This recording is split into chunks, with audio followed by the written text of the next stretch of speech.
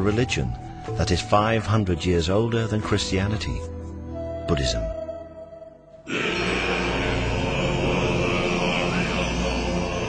When a great Buddhist holy man or lama dies, wise men consult the stars and other omens and set off, often on extraordinarily long journeys, to find the infant who is the reincarnation of the lama. When the child is old enough, he is taken away from his parents and educated in the Buddhist faith. Could this be the origin of the story of the three wise men?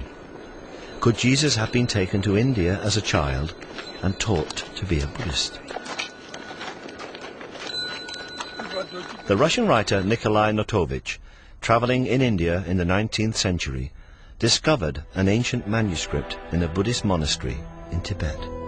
In his book, The Unknown Life of Jesus Christ, Notovich translated this manuscript, and it tells of a divine child called Isa, born in the 1st century to a poor family in Israel.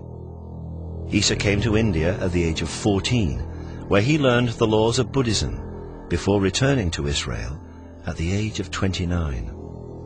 This idea would certainly explain the otherwise odd fact that from the age of 14 to 29, there is absolutely no record of Jesus' existence in Palestine. Certainly, the later teachings and miracles of Jesus have uncanny parallels with the teachings and miracles of the Buddha. Loving your enemies and the idea that the meek will inherit the earth have absolutely no tradition or precedent in Judaism, but they are entirely consistent with Buddhism. He cometh unto them, walking on the sea. He walks upon the water, without parting it, as if on solid ground. It is easier for a camel to go through the eye of a needle than for a rich man to enter the kingdom of God.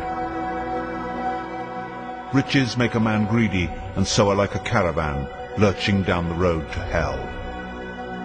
Lay up for yourselves treasure in heaven, where neither moth nor rust doth corrupt, and where thieves do not break through nor steal.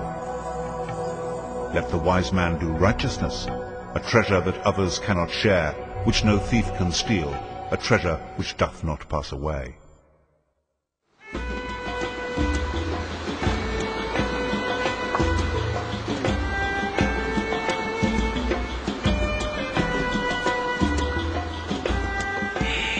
But if Jesus travelled or returned to the East, surely there would be legends, like those in the south of France, to support the idea. And of course, there are such traditions. In fact, the people here in Kashmir call their tribe Ben-e Israel, and claim to be descendants of the lost tribes. And here there are stories that in the 1st century, Isa, known locally as Yusasaf, meaning leader of the healed, returned to Kashmir in his 30s. Yusasaf's ministry here can easily be seen as a continuation of the Jesus ministry.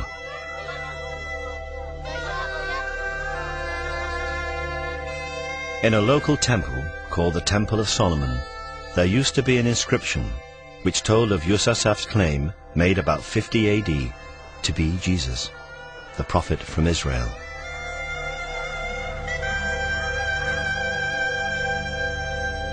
तमाम कश्मीर की तारीखों में यही लिखा है कि ये बाहर से आया है, ये प्रॉफिट था, ये पैगंबर था, और इस्राइल से आया, नस्बैन से अंदर बॉर्डर में आया है, और फिर यही तबलीग करता रहा है.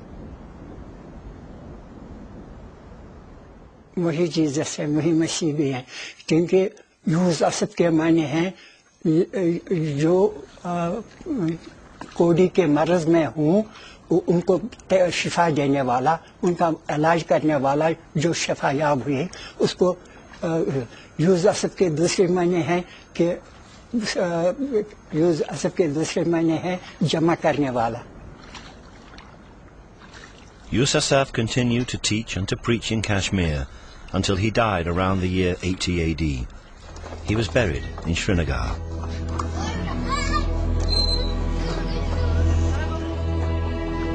and this rather modest building is, they say, his tomb. The first shrine erected around the site was built in 112 AD. In fact, it is now a shared gravesite.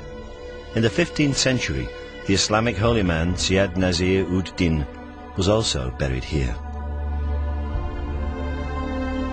Although both the gravestones under the cloth point north-south in the Islamic tradition, the body of Yusasaf is buried beneath in a grave dug east-west in the Jewish tradition.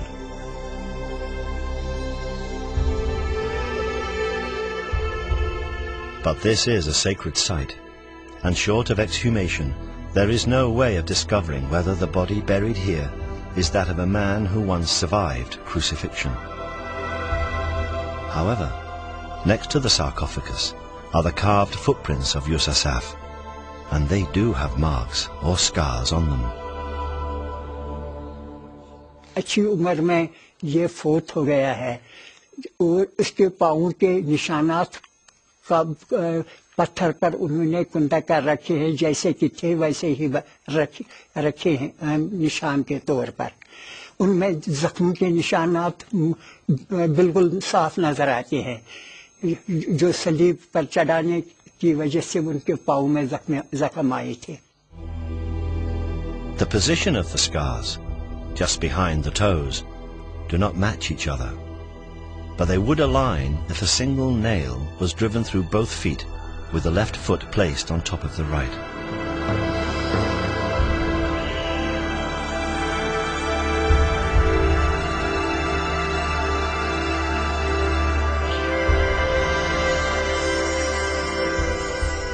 There are many who believe this to be the tomb of Jesus. If this is the tomb of Jesus, then he spent most of his life in the mountain kingdom of Kashmir. He did not die on the cross. There was no resurrection. He did not ascend into heaven, and he does not sit at the right hand of God. For many Christians, this would be the end of Christianity as we know it.